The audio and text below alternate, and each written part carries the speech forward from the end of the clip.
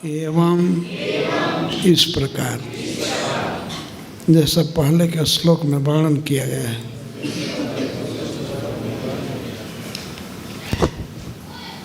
कृता व्यवसितो कृतम निश्चयो जेन जिन्होंने निश्चय कर लिया दध्यं दधीचि मुनि अथ इसके बाद अथर्वा मुनि के पुत्र तनुम शरीर को जहौ बाद में आएगा परे भगवती ब्रह्मणि पर ब्रह्म भगवान श्री हरि में आत्मानम अपने को जीव स्वरूप को सन्नयन भगवान के चरण कमल के निकट लाते हुए जहौ शरीर छोड़ दिए।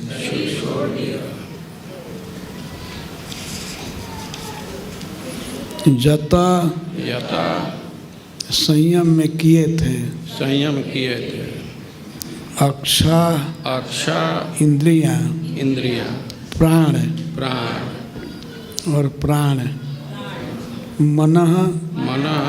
मन बुद्धि तत्वदृक् और अपनी विवेक दृष्टि को तत्व में लगाए थे।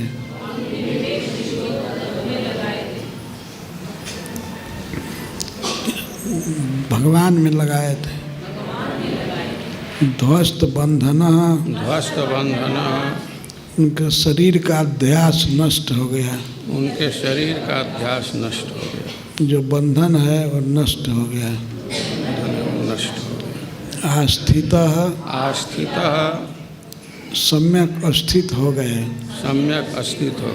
परमम योगम सर्वश्रेष्ठ योग अर्थात भक्ति योग में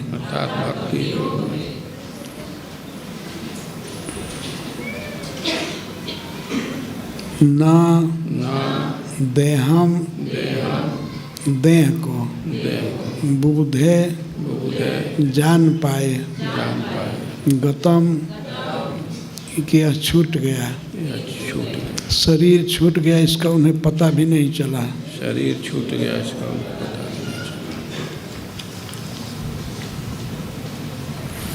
श्री बादरायणी रुवाच एवं कृत व्यवसितो दध्यपाद के द्वारा अनुवाद। श्री सुखदेव गोस्वामी ने कहा, इस प्रकार अथर्वा के पुत्र दधीचि मुनि ने देवताओं की सेवा के लिए अपना शरीर त्यागने का निश्चय किया। उन्होंने अपने आत्मा को पूर्ण पुरुषोत्तम भगवान के चरणारविंद में रहकर पंचभूत से निर्मित अपने स्थूल शरीर को त्याग दिया।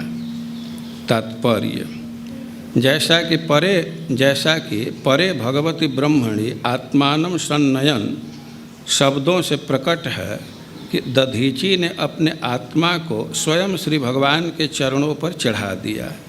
इस प्रसंग में धृतराष्ट्र द्वारा अपना शरीर छोड़े जाने की घटना का उल्लेख किया जा सकता है, जिसका वर्णन श्रीमद् भागवत के प्रथम स्कंध 1:13-55 में हुआ है।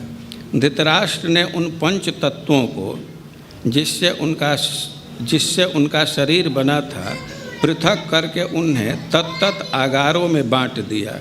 दूसरे शब्दों में उन्होंने उन 5 तत्वों को आदि महत तत्व में मिला दिया। अपनी भौतिक बुद्धि के द्वारा उन्होंने भौतिक संबंधों से आत्मा को पृथक कर लिया और अपने आप को श्री भगवान के चरणारविंद में अर्पित कर दिया। इस संबंध में एक दृष्टांत दिया जाता है। जब कोई मिट्टी का पात्र टूटता है तो पात्र के भीतर का सूक्ष्म आकाश बाह्य बृहत आकाश में मिल जाता है। मायावादी दार्शनिक श्रीमद् भागवतम के इस विवरण को ठीक से नहीं समझ पाते। इसलिए रामानुज स्वामी ने अपने ग्रंथ वेदांत तत्वसार में वर्णन किया है कि आत्मा के मिलन का अर्थ है कि 8 तत्वों क्षिति, जल, पावक, गगन, समीर, अहंकार, मन तथा बुद्धि से निर्मित शरीर से अपने को पृथक करके आत्मा अपने आप को सनातन रूप में श्री भगवान की सेवा में लगा देता है। ईश्वर परमः कृष्ण सच्चिदानंद विग्रह अनादिरादिर गोविंद सर्व कारण कारणम। भौतिक तत्वों का भौतिक कारण भौतिक शरीर को सोख लेता है और आत्मा अपने आदि स्वरूप को ग्रहण कर लेता है। जैसा कि श्री चैतन्य महाप्रभु ने कहा है, जीवेर स्वरूप है कृष्णेर नित्यदास। जीवात्मा की स्वाभाविक स्थिति श्री कृष्ण के शाश्वत दास की है। जब मनुष्य आत्मज्ञान के अनुशीलन से तथा भक्ति से इस भौतिक शरीर पर विजय प्राप्त कर लेता है तो वह अपनी स्थिति को पुनः प्राप्त करके भगवान की भक्ति में लग सकता है। यथाक्षासु मनोबुद्धि तत्वदृग्ध्वस्त बंधन आस्थित परमं योगम न देहम बुबुधे गतम। अनुवाद: दधीची मुनि ने अपनी इंद्रियों, प्राण, मन तथा बुद्धि को संयमित किया और समाधि में लीन हो गए। इस प्रकार उनके समस्त भवबंधन छिन्न हो गए। वे यह नहीं देख सकते थे कि उनका शरीर किस प्रकार आत्मा से पृथक हो गया। तात्पर्य: भगवद गीता 8:5 में श्री कृष्ण का कथन है, अंतकाले च मामेव स्मरन् मुक्त्वा कलेवरम यह प्रयाति समद्भावम याति नास्त्यत्र संशय। जो कोई अंतकाल में मेरा स्मरण करता हुआ शरीर त्याग करता है वह तत्काल मेरे स्वभाव को प्राप्त हो जाता है, इसमें कोई संदेह नहीं है। वस्तुतः मृत्यु के पूर्व ही इसका अभ्यास करना चाहिए, किंतु पूर्ण योगी अर्थात भक्त श्री कृष्ण का ध्यान करते हुए समाधि में मरता है। उसे यह पता नहीं चल पाता कि उसका शरीर आत्मा से पृथक हो रहा है। आत्मा तुरंत वैकुंठ लोक को चला जाता है। त्यक्त्वा देहम पुनर्जन्म नयति मामेति। आत्मा पुनः संसारी माता के गर्भ में प्रवेश नहीं करता, वरन वह भगवान के धाम चला जाता है। यह भक्ति योग की सर्वोच्च योग विधि है, जैसा कि भगवान ने स्वयं भगवद गीता 6:47 में कहा है, योगी नाम अपि सर्वेषां मद्गतेनान्तरात्मना श्रद्धावान भजते यो माम स मे युक्त तमो मतः। समस्त योगियों में से जो योगी श्रद्धा भाव से मेरे परायण होकर प्रेममय भक्ति योग के द्वारा मेरी सेवा करता है वह मुझसे परम अतरंग रूप में जुड़ा हुआ है और परम श्रेष्ठ है। भक्ति योगी सदैव श्री कृष्ण का चिंतन करता है, अतः मृत्यु के समय वह अपने आप को मृत्यु के वेदना सहे बिना कृष्ण लोक में स्थानांतरित कर सकता है। जगत गुरु श्रील प्रभुपाद की यह कथा गंगा जी के तट पर सुखदेव गोस्वामी कह रहे हैं, जहाँ संसार के सभी ऋषि महर्षि और राजर्षि भी जुटे हुए हैं। जिस सभा में स्वयं भगवान परशुराम उपस्थित हैं, नारद मुनि समस्त मुनियों के गुरु और भगवान वेदव्यास देव सुखदेव गोस्वामी के गुरु भी वहीं बैठे। सब लोग दधीची मुनि के इस महात्याग की कथा सुन रहे हैं, किस प्रकार उन्होंने अपना शरीर त्याग दिया देवताओं के भलाई के लिए। इस कथा को सारा समाज सुन रहा है। गंगा जी के तट पर स्थान बहुत पवित्र है, स्वयं गंगा जी हैं और समाज जुटा है। सारे ऋषि मुनि सुन रहे हैं, जहाँ भगवान वेदव्यास देव हैं, वशिष्ठ जी हैं, अत्रि, अंगिरा, और नारद मुनि, भगवान ब्रह्मा जी के सभी पुत्र थे वहाँ।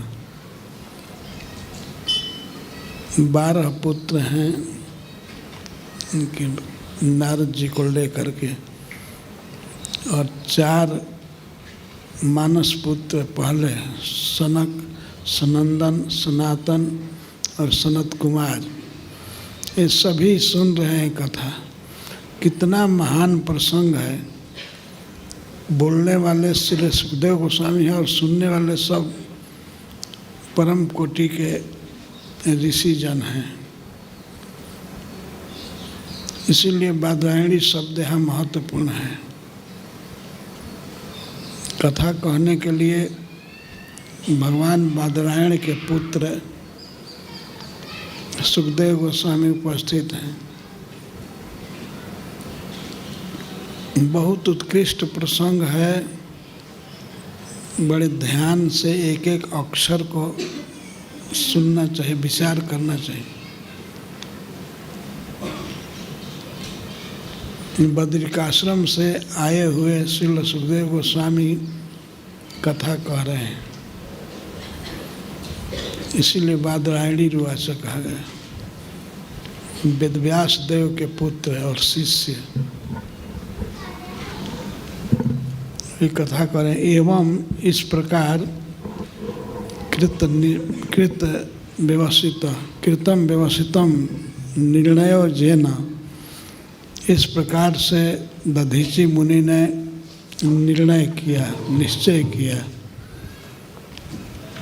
कि यह शरीर पारक्य है, क्षणभंगुर है। यह जिसको शरीर मिला है उसके काम में नहीं आता है। यह सियार और कुत्ते का भोजन हो जाएगा।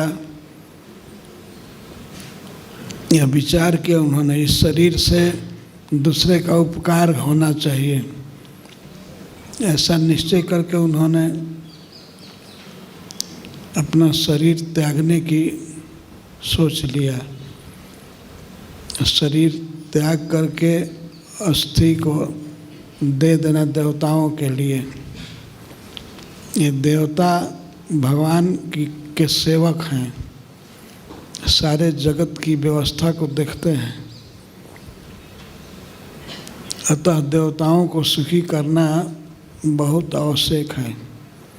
जब जब भगवान अवतार लेते हैं तो देवताओं पर दृष्टि रख करके, देवता, गाय, ब्राह्मण, साधु, इनकी रक्षा के लिए श्री भगवान आते हैं। तो ऐसे जगत के उपकारी देवताओं को सुख देना ये कर्तव्य है। ऐसा विचार करके श्रील दधीचि मुनि ने अपने शरीर को त्यागना चाहा। त्यागने की प्रक्रिया का यहाँ वर्णन है। एवं कृत व्यवसित, इस प्रकार से निश्चय करके ये दध्यंग, उनको दध्यंग भी कहते हैं, या उसी को दधीचि मुनि, दध्यंच या दधीचि। अथ जब शरीर त्यागने का उपक्रम चालू कर रहे हैं तब अथ शब्द का प्रयोग किया गया है। अथ अथर्वण, अथर्वा मुनि के पुत्र अथर्वण दधीचि।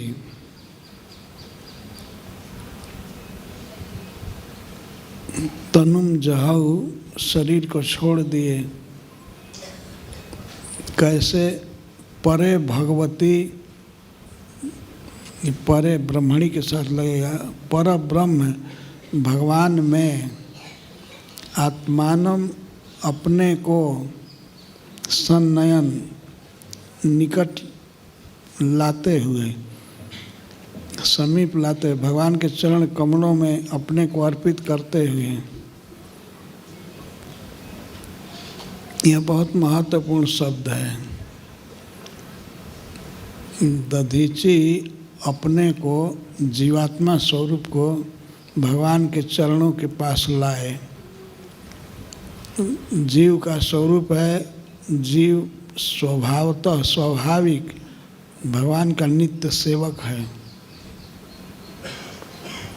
वह इस शरीर को मैं मान करके अज्ञान में पड़ा हुआ है, लेकिन यही सबसे अच्छा मार्ग है, किसी तरह से शरीर से अलग कर लेना अपने को, और शरीर से अलग करके भगवान के चरणों में अर्पित कर देना।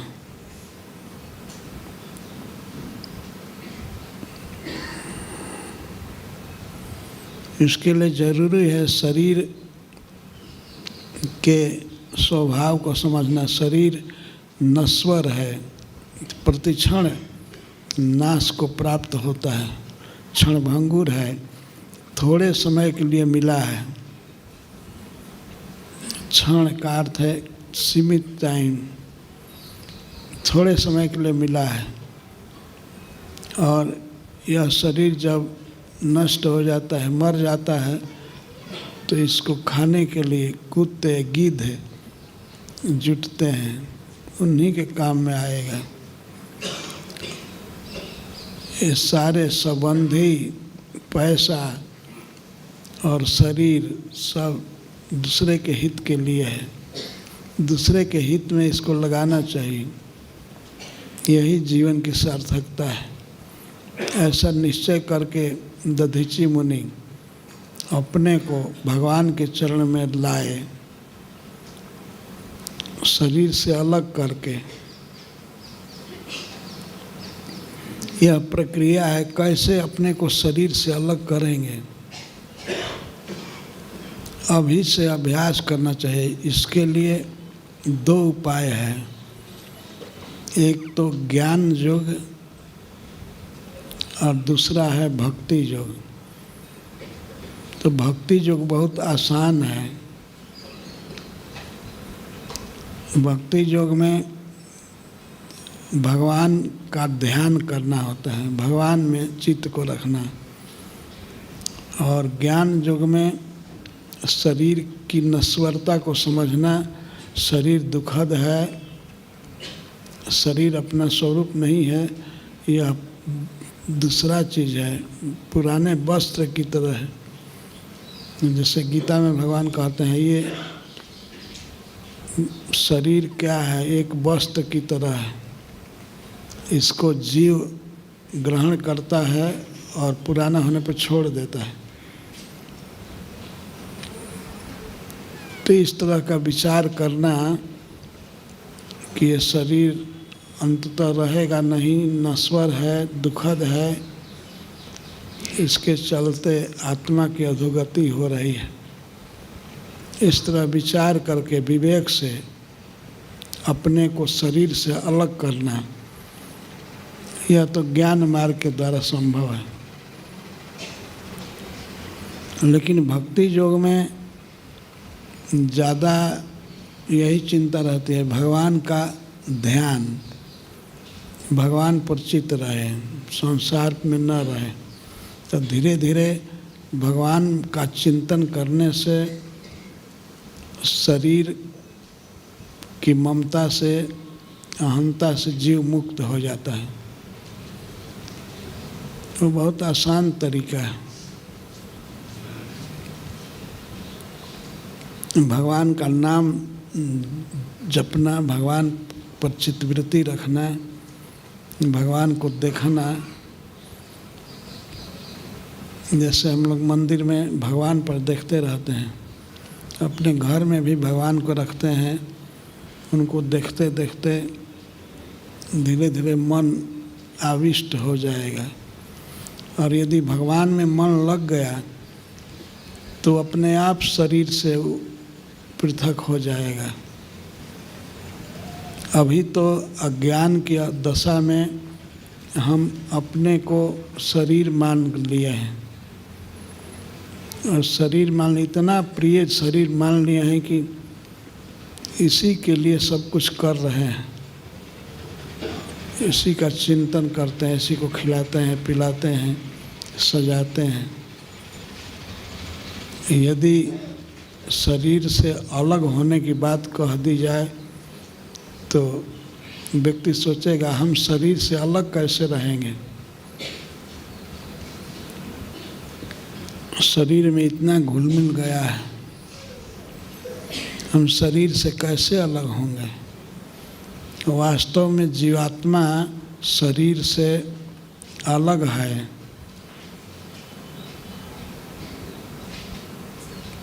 इसको अभी से अलग करना चाहिए।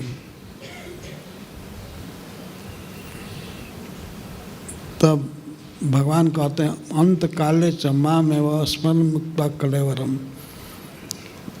मृत्यु के समय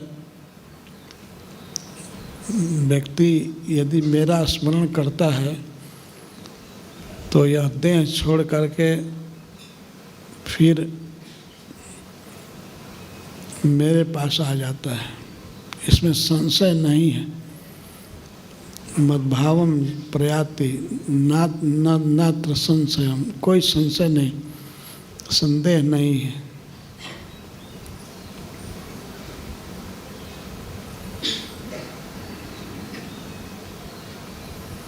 यदि अभी से अभ्यास हो जाएगा भगवान का चिंतन, भगवान का दर्शन, भगवान को प्रणाम, ऐसे मन अगर लग गया पूरा तो निश्चित है कि शरीर तो जाएगा ही, पर शरीर छूटने के साथ ही भक्त भगवान के धाम में जाएगा सीधे। भगवान स्वयं कहते हैं जाति नास्तत्र संशय, इसमें संशय है ही नहीं।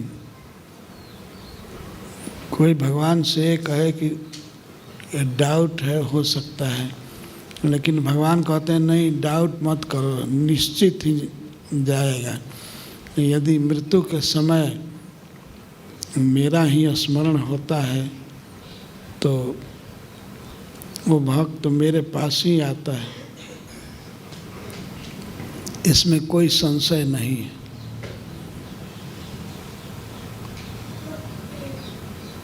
भक्ति जो की बड़ी महिमा है। दूसरे श्लोक में 4 विशेषण दिए गए हैं।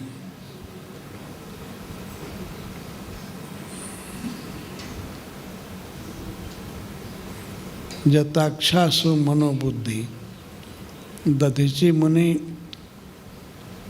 अक्ष, इंद्रियां, प्राण, मन और बुद्धि, इनको अपने वश में कर लिया। अपने वश में करने का अर्थ है कि सांसारिक चिंतन या बोलना ये सब बंद करके भगवान में लगा देना। अब वाणी से कोई दूसरी चीज़ कभी बोलते नहीं थे, केवल भगवान का नाम। और आँख और तत्वदृक्, जो अपने घर में अपनी कुटिया में भगवान का विग्रह रखे थे वहीं उनकी दृष्टि लगी थी। भगवान कृष्ण को देख रहे थे। कृष्ण ही तत्व हैं, तत्वदृक्, तत्व पर जिसकी दृष्टि लगी हो, अर्थात दृष्टि का अर्थ यहाँ है विवेक दृष्टि। यह आँख हो सकता है कि बंद भी हो, लेकिन अंतःकरण की जो आँख है वो लगी हुई थी कृष्ण पर, विष्णु पर। और भगवान का चिंतन करने से ध्वस्त बंधन, जितने भी बंधन थे आत्मा को बांधे थे शरीर में,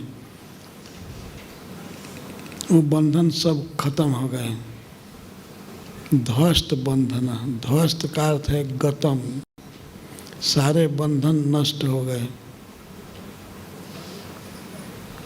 ये बंधन क्या है? बंधन है अज्ञान। हम ये देह हैं, देह से हम अलग हो रहेंगे नहीं, ये सोचना बहुत बड़ा अज्ञान है। जीव वास्तव में अलग है देह से, पर इस बद्ध दशा में मनुष्य सोचता है कि हम देह से अलग रह ही नहीं पाएंगे।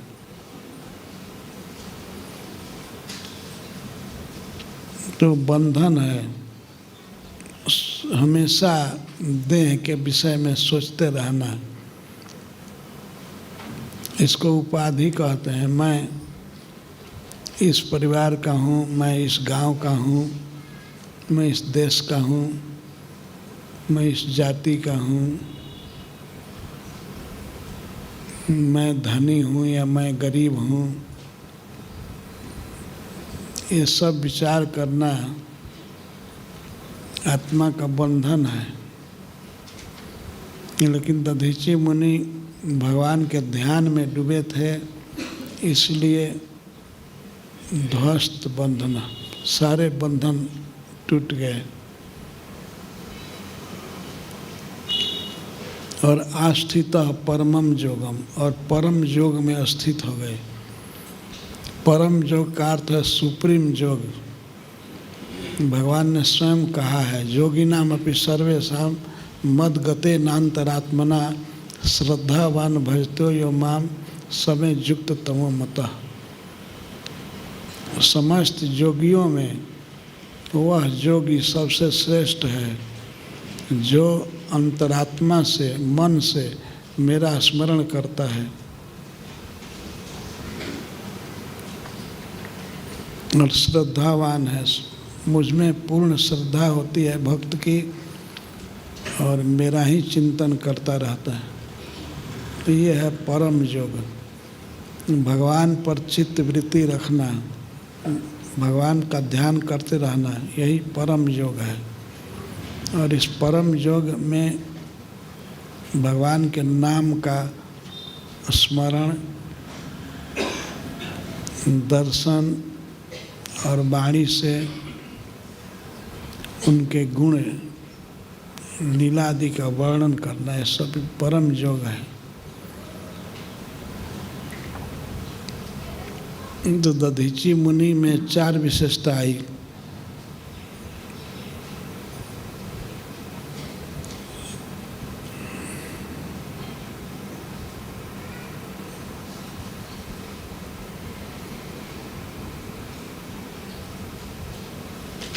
ये अपनी इंद्रियों को, प्राण को, मन को, बुद्धि को अपनी इच्छा के अनुसार भगवान में लगा दिए।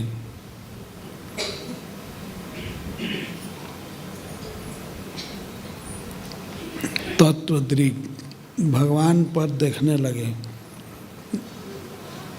देखने का ही अर्थ है अंतरात्मा से, मन से भगवान को देखने लगे, तत्व को। भागवत के प्रथम स्कंध में, प्रथम अध्याय में ये बात आई हुई है।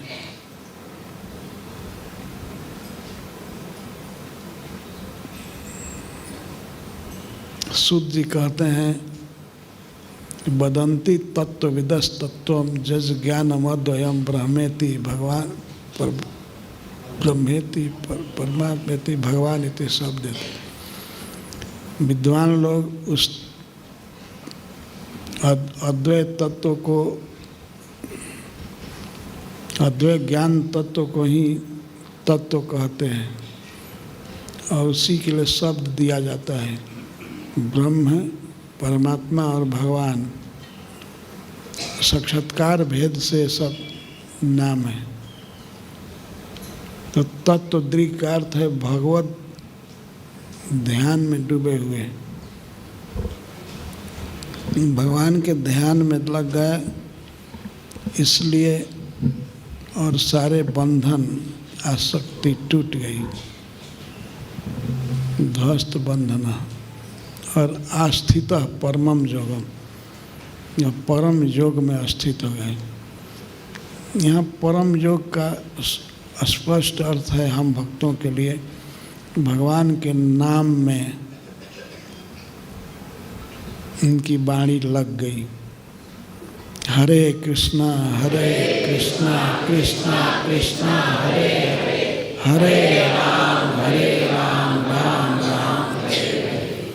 यह है परम योग।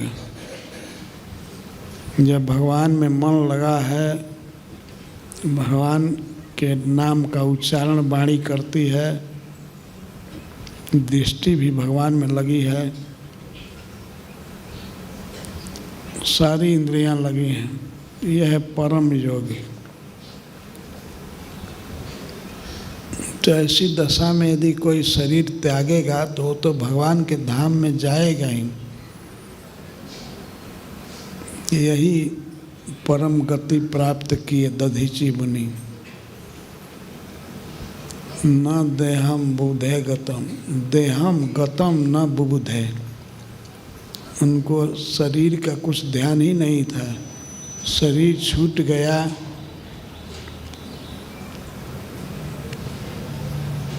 मरण पीड़ा का कोई अनुभव नहीं हुआ। ऐसे शास्त्र वर्णन करता है कि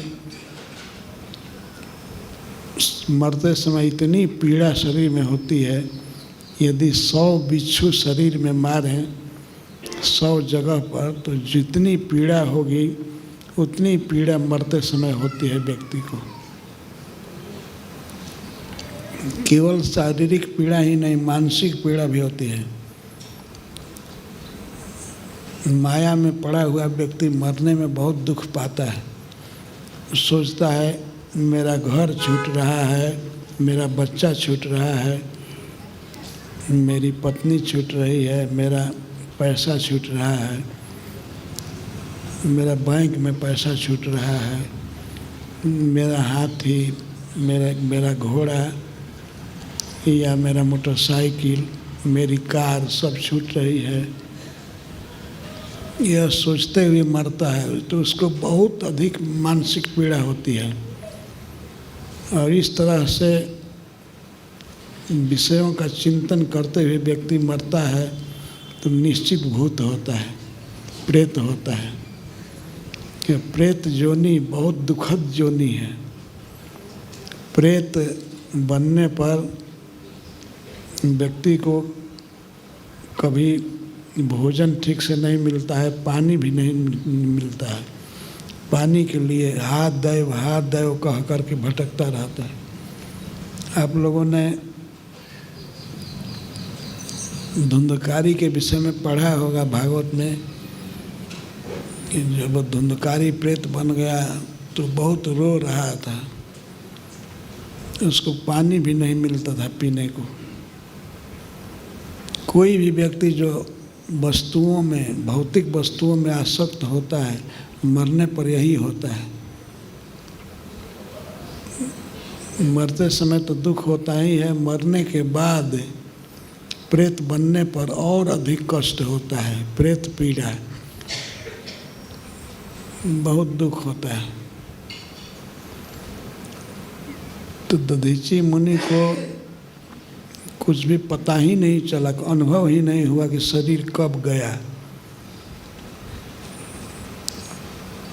अर्थात उनको कोई दुख नहीं हुआ, आनंद से शरीर त्याग दिए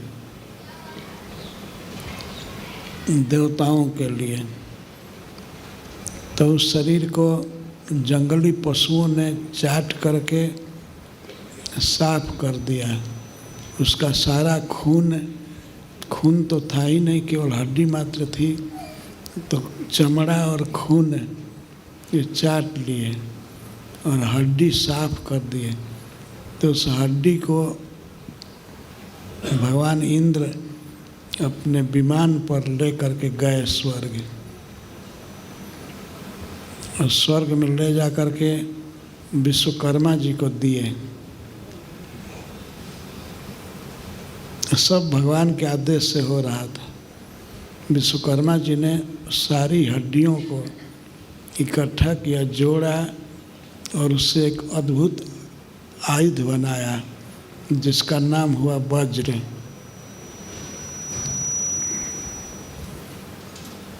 इस वज्र निर्माण के पहले देवताओं से मीटिंग किया था भगवान ने कि वज्र से ही मर सकेगा वृत्रासुर। तो सभी देवता बहुत उत्सुक थे। वज्र बन गया, तब उस वज्र को धारण करेंगे इंद्र। तो आगे वर्णन है कि इंद्र जब वज्र ले करके तैयार हुए, सेनापति बने, देवताओं के सेना के लीडर, तो सारे देवता बहुत उत्साह में आ गए। देवराज इंद्र अपने वाहन ऐरावत पर ऊपर विराजमान थे। ऊपरी अशोभता, बहुत सुंदर लग रहे थे। उनके हाथ में वज्र था, जिस वज्र के विषय में भगवान की यह उक्ति थी कि इसमें दधीचि मुनि का तप रहेगा और मेरा तेज रहेगा, इससे वृत्रासुर मारा जाएगा। तो देवता बड़े प्रसन्न थे। देवराज इंद्र बहुत ही गर्व में थे कि हम अब मारेंगे वृत्रासुर को।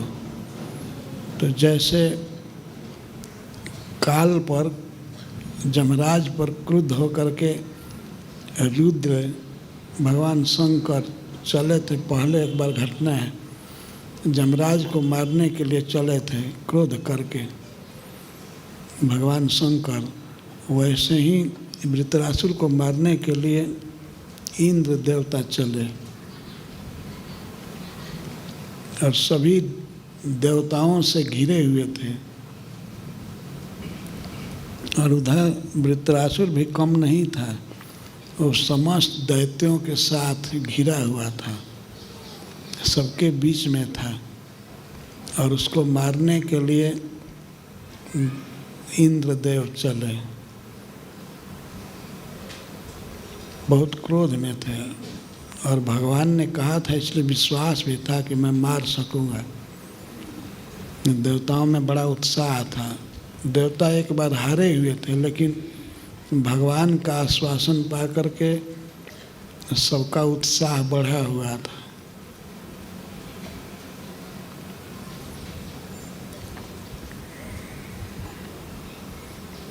संक्षेप में मैं कह रहा हूँ, एक कथा तो विस्तार से है। तो सारे देवता जुटे हुए थे, पूरा ग्वाम जुटा था, सारे देवता और उधर सारे दैत्य, सारे दैत्यों के बीच में वृत्रासुर था। और वृत्रासुर को लीडर पा करके दैत्यों का मनोबल बहुत बढ़ा हुआ था, क्योंकि वृत्रासुर देवताओं का सब अस्त्र खा गए थे पहले, इसलिए विश्वास था कि हम लोग जीतेंगे। और इधर देवताओं को भगवान के वचन पर भरोसा था पूरा कि भगवान जो कहें वही होगा, वृत्रासुर मारा जाएगा। तो दोनों तरफ से बड़ी भारी तैयारी थी।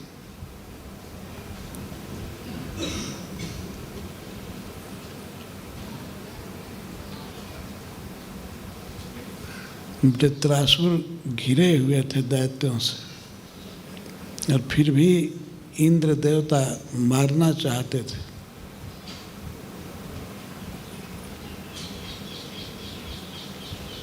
ऐरावत पर चढ़े हुए थे।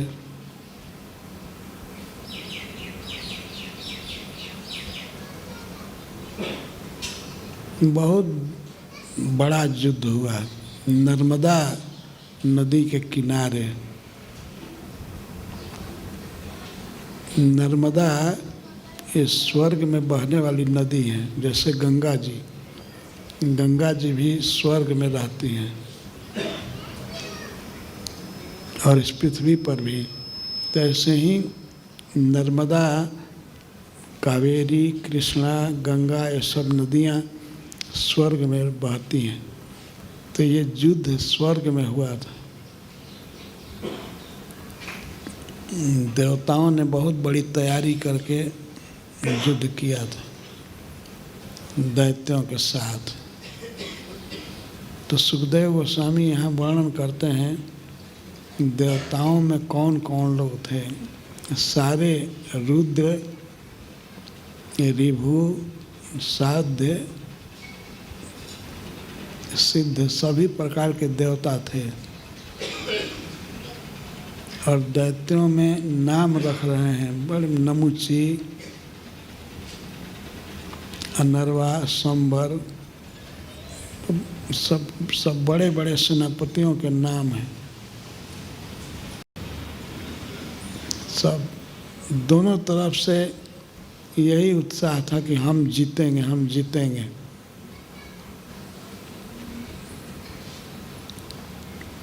लेकिन जीतेगा वही जिस पर भगवान की कृपा है।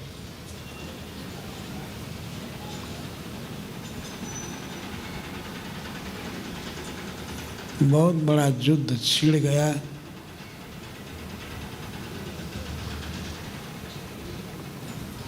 दैत्य लोग अपना सारा अस्त्र शस्त्र लेकर के देवताओं पर टूट पड़े, लेकिन देवताओं की सहायता चूँकि भगवान कर रहे थे, अतः उनकी हार नहीं होगी। सारे अस्त्र शस्त्र दैत्य लोग बरसा दिए, ऐसे वर्षा किए जैसे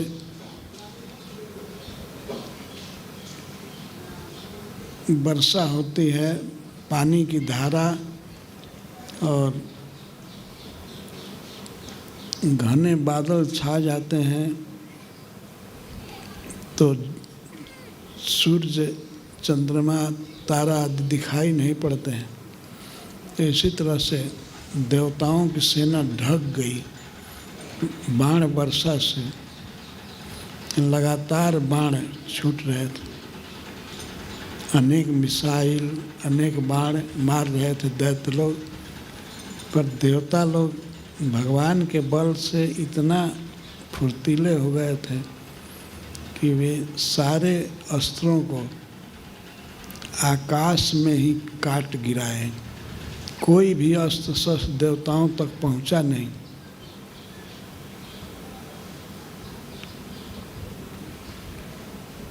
अपने फुर्तीले हाथों से देवताओं ने सारे अस्त्र शस्त्रों को तिल तिल काट दिया।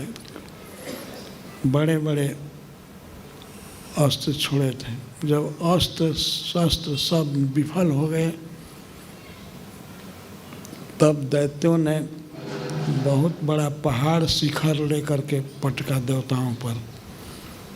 पहाड़ का शिखर, बड़े बड़े वृक्ष उखाड़ करके फेंक रहे थे देवताओं पर देवता पूर्व की तरह ही इन सभी पहाड़ों को, पेड़ों को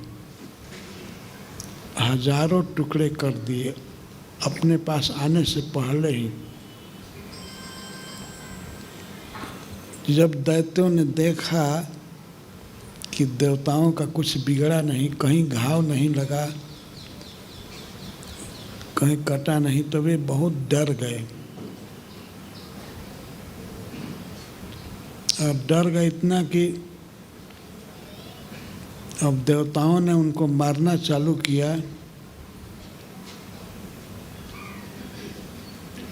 तो दैत्यों के सेनापति लोग, बड़े बड़े लोग इतने डर गए कि वृत्रासुर के युद्ध भूमि में रहते हुए अब वे भागने की सोचे। अभी तो युद्ध चालू ही हुआ था और शुरू युद्ध में ही अब भागने का सोचने लगे। सबने देखा कि बाप रे, इतना बड़ा हम लोगों ने प्रहार किया, देवताओं का कुछ बिगड़ा नहीं। तो सारा अस्त्र शस्त्र लोग काट दिए। देवता लोग सारे अस्त्रों को काट दिए, सारे पहाड़ को काट दिए। क्रेशर मशीन की तरह छोटे छोटे टुकड़े में बट गया पहाड़, छोटी छोटी गिट्टी जैसे। कोई चोट नहीं लगा देवताओं पर। सुखदेव जी कहते हैं कि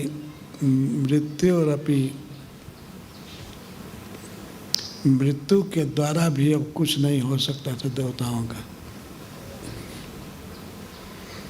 चूँकि भगवान का आश्रय मिला हुआ था। तो वे बड़े उत्साह में देवता हो गए और लोग मार रहे थे भागते हुए दैत्यों को। मार रहे थे, पीछे से प्रहार कर रहे थे। युद्ध में नियम है किसी शत्रु पर पीछे से वार नहीं करना चाहिए, लेकिन देवता बड़े उत्साह में थे, दैत्य लोग तंग कर चुके थे उनको, इसीलिए लोग मार रहे थे, बुरी तरह से मारे। वृत्रासुर देखे उनकी सेना, उनकी आर्मी तितर बितर हो रही है, सेनापति लोग भाग रहे हैं, तब वह देवताओं के सामने आया, खड़ा हो गया और गरजा जोर से, इतना जोर से गरजा कि देवता लोग सब जमीन पर गिर गए और रोक दिया जबरदस्ती, खबरदार आगे बढ़ोगे तो ठीक नहीं होगा। तो गर्जने से, सिंहनाद करने से सब देवता बेहोश होकर के गिर गए और दाहिने हाथ में अपना त्रिशूल ले करके वो अपने बहुत बड़े शरीर से देवताओं को रौंदने लगा। देवता सब आंख बंद किए पड़े थे और उनके ऊपर वृत्रासुर पैर रख करके रौंद रहे थे। जैसे गजराज बेंत के वन में बेंतों को रौंदे, बाँसों को रौंदे, वैसे रौंद रहे थे। किसी की जान नहीं मारे, केवल पैरों से मसाज कर रहे थे।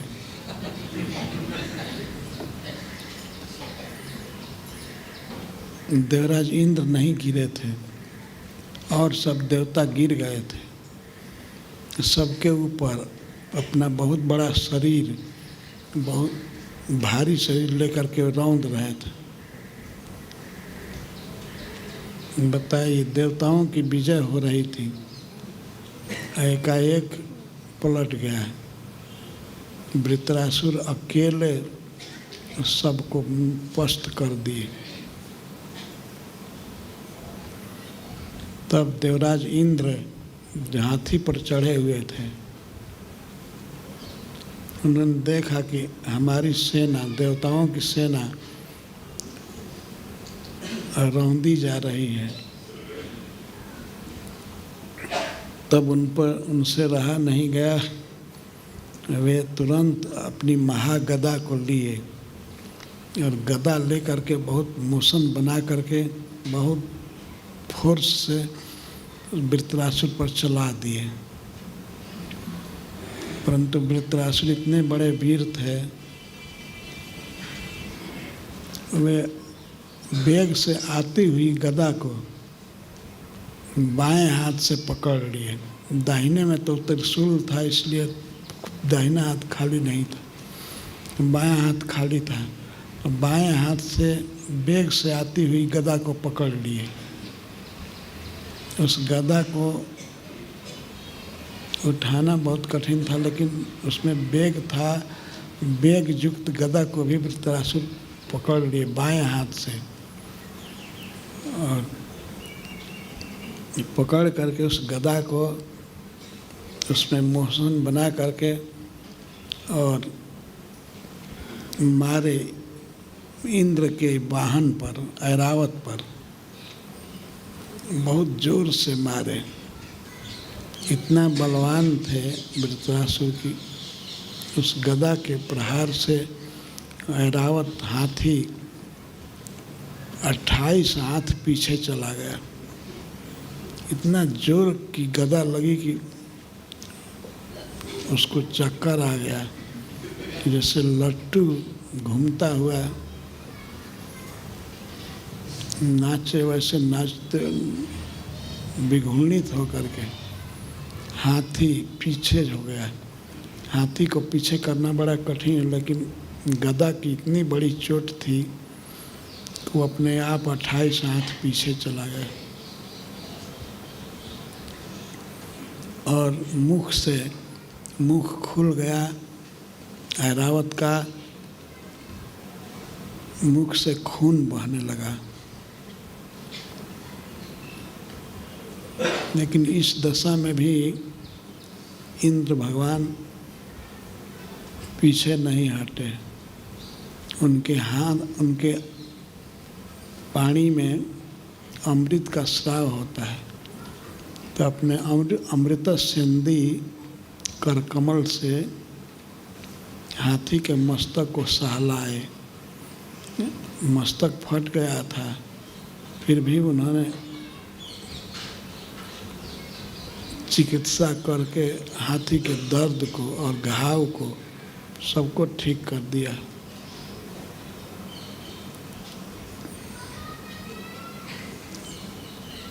जब वृत्रासुर मारे हाथी को, तो उस समय दैत्य लोग जय जयकार करने लगे, यहाँ तक कि देवता भी सब प्रशंसा करने लगे, वाह रे वीर, सभी धन्यवाद देने लगे।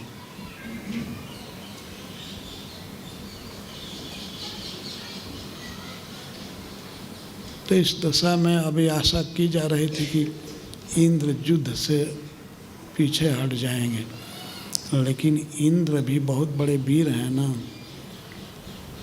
वे हाथी पर चढ़े रहे, हाथी को ठीक करके युद्ध में फिर भी खड़े रहे। यह देख करके वृत्रासुर बहुत चिढ़ गए, यह पापी अभी भी युद्ध में खड़ा है, अपने गुरु को मारा है, मेरे भाई को मारा है। यह कहते हुए वे फिर युद्ध करने लड़ने के लिए तैयार हो गए। तो वृत्रासुर और इंद्र दोनों बहुत बड़े सेनापति हैं, बहुत बड़ा युद्ध किया है। तो इनके युद्ध का वर्णन हम यहाँ तो नहीं कर पाएंगे, थोड़ा वर्णन होगा, वास्तविक वर्णन तो हरिद्वार में करेंगे। इंद्र को शक्र कहा जाता है। शक्र का अर्थ है 100 अश्वमेध यज्ञ करने वाले। एक अश्वमेध यज्ञ करने में कितनी बड़ी बड़ी लड़ाई होती है, और इंद्र 100 अश्वमेध यज्ञ किए हैं, ये बहुत बड़े वीर हैं। उधर वृत्रासुर तो परम वीर हैं ही।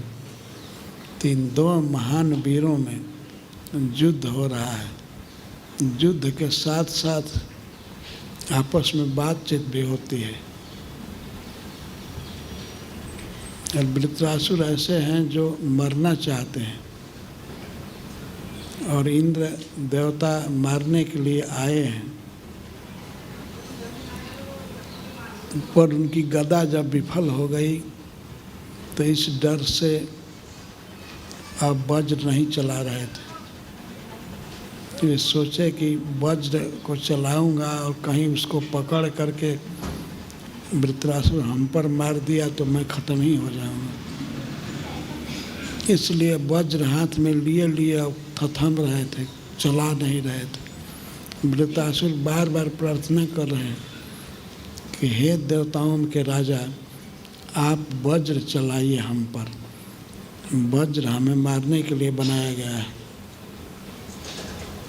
वो बहुत प्रसन्न थे कि भगवान के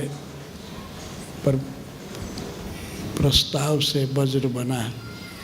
वे मरना चाहते थे, वे भगवान के धाम जाना चाहते थे, और इंद्र स्वर्ग के राजा रहना चाहते थे।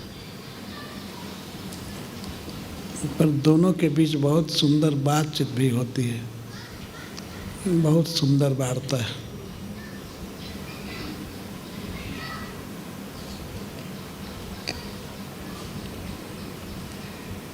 समग्र वैदिक ग्रंथों में इस प्रकार का सुंदर युद्ध है, और युद्ध में सुंदर उपदेश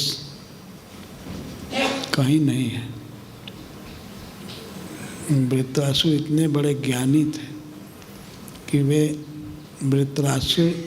इंद्र के अज्ञान को दूर कर दिए, युद्ध भी कर रहे थे और प्रवचन भी कर रहे थे। जैसे अर्जुन युद्ध भी किए कुरुक्षेत्र में, और सुने भी प्रवचन, भगवान का प्रवचन।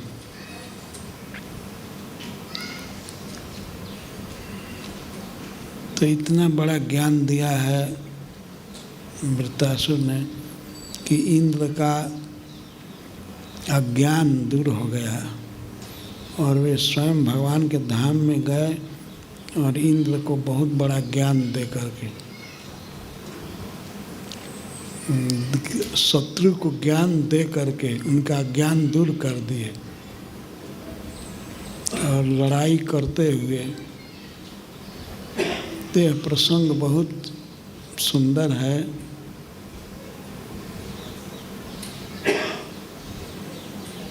इसका विस्तार से हम लोग आस्वादन करेंगे श्री गंगा जी के तट पर।